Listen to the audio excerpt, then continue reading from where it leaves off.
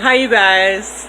So, I just wanted to say I'm really new to this, and yes, I'm admitting I'm a beginner.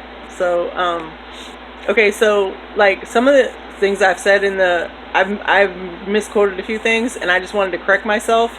Um, when I talked earlier about the seven churches, I did not name the churches right because I didn't have any of them in front of me. I said Galatians, and that was not right. So the seven churches in Revelations, I don't have them in front of me, and I'm not going to name them. But I'm just saying that Galatians and Corinthians were not the seven churches. So because I wasn't really naming the churches when I was talking about them, but I did want to correct that those are not part of the seven churches.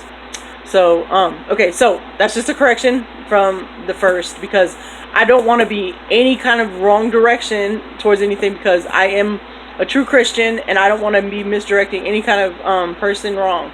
Okay, so I have another thing to bring out. So this is how it all started. I was looking at YouTube, as we all do, right?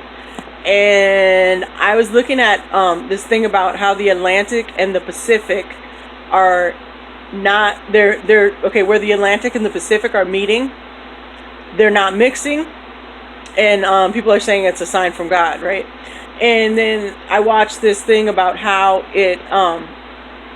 this is actually like being explained by science or whatever. So this guy, this other, so this other the video I was watching basically explained, and then he showed the explanation for the science part of it, and then he went into the Bible, and he showed that it was made of, let me get this right, iron and clay.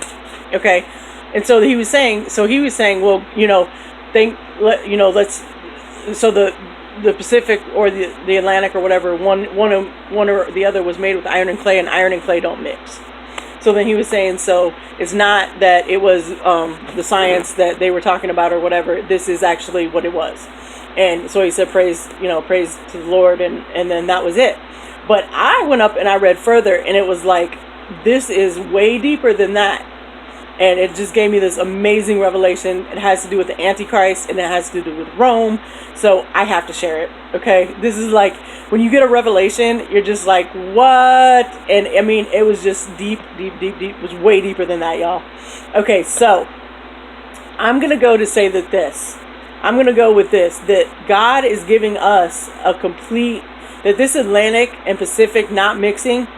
I'm going with this, y'all, that this is a fantastic, beautiful, amazing sign that God is giving us. Okay, this is not just some random thing.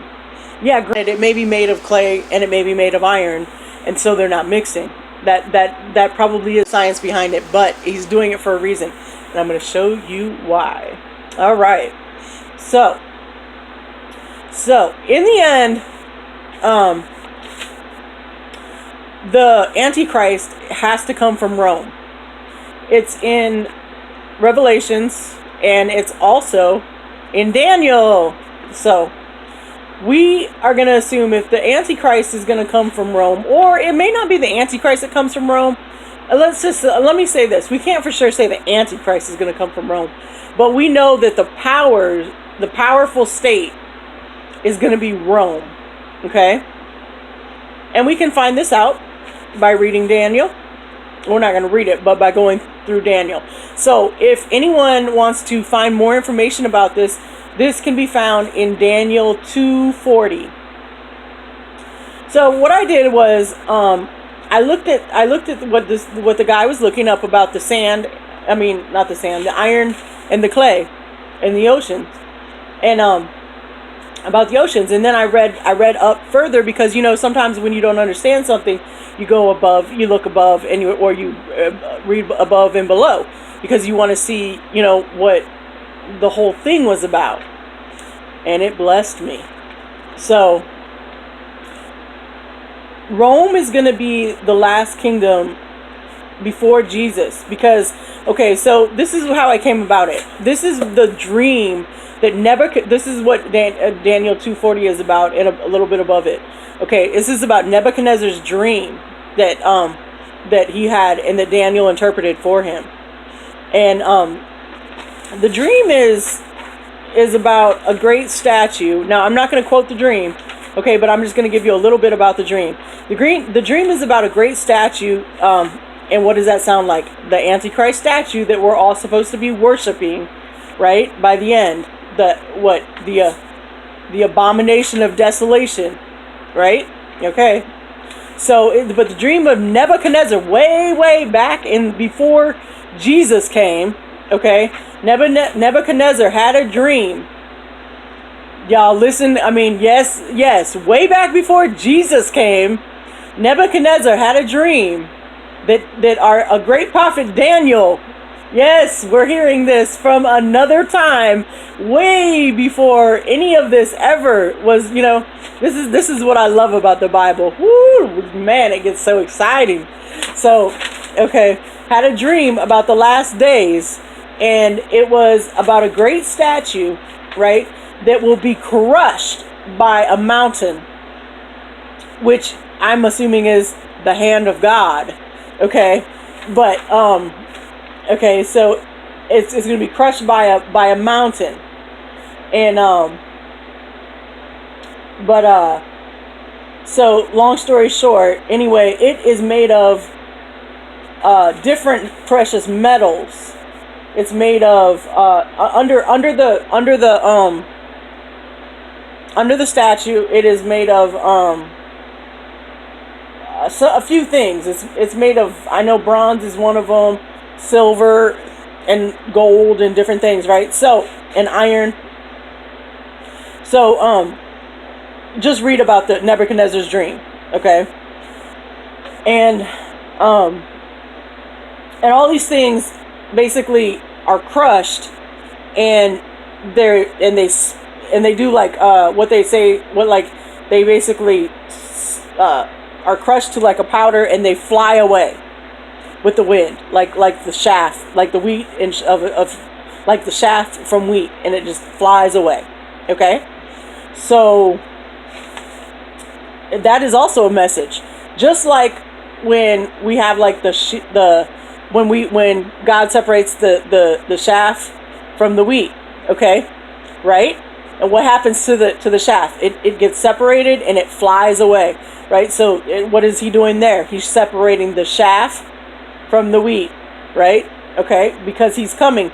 Because right as this statue is crushed, basically is the time when the Antichrist will be gone.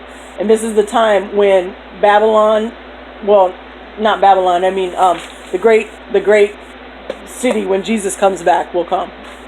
Okay, so he'll come back first before the city comes back. But I mean, I don't know how it's going to go. I'm not God, but as much as we can know, this abomination will be crushed. Okay, that's what we know. So this was the dream that Nebuchadnezzar had, and so we look at, I can look at the four kingdoms that have, well, the three kingdoms that have happened so far, and we look at this dream, right? And the first kingdom was Babylon, which was Nebuchadnezzar's kingdom. Okay, so that was the kingdom of gold and silver. So that was the gold and silver. And then there was Medo-Persia, right, which was basically Egypt and Cush and like that place, right? And that was the second kingdom, and that was inferior to Babylon, so that was probably like copper, I don't know, whatever else the other metals and precious things were. So Greece was the third kingdom, right, which was bronze, right, because that was like the Bronze Age. And I want to say something. Greece is also a possible place where the Antichrist could come from. Another possibility of the Antichrist could be Alexis Tsipras, his charismatic person that's just come on the scene, that's mighty charismatic and kind of odd and an atheist. But we don't know who the Antichrist is yet. So he could be, because he's of the third kingdom and inferior to the new fourth kingdom, he could come from Greece and connect up with Rome. Okay, so then Rome is going to be the fourth kingdom, and it's going to be made of iron. Supposedly the strongest kingdom that can never be broken. But we know that we have God, and God can do anything and everything. So Rome is going to have 10 kings that are connected to it. And this is in Revelations. It's also in Nebuchadnezzar's dream. So again, Nebuchadnezzar's dream in Daniel connects with the end part of Revelations. I can't remember where in Revelations it is, but it is in Revelations as the last days, and I think it's also in Thessalonians somewhere. But so again, so what it says is that these 10 kings will combine in the seed of men, but their ideologies will not mix. So just as iron and clay do not mix, those 10 kingdoms will not mix. Their ideologies will not mix. So they will not prevail.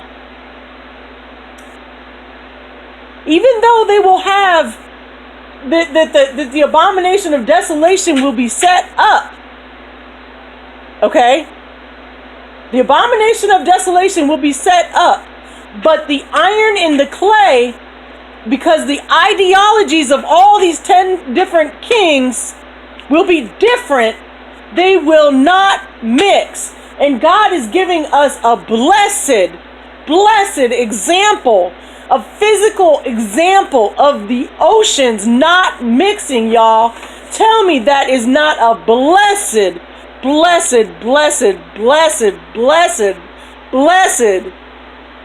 sign. And with that, all I have to say is God, sorry about my hand. All I have to say is God is amazing. And I don't know that without God, I just love living in the spirit world. And I don't live of the world.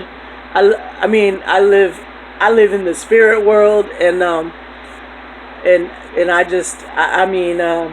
I praise God every day, and He's amazing, and He shows us so many things if we just seek after Him.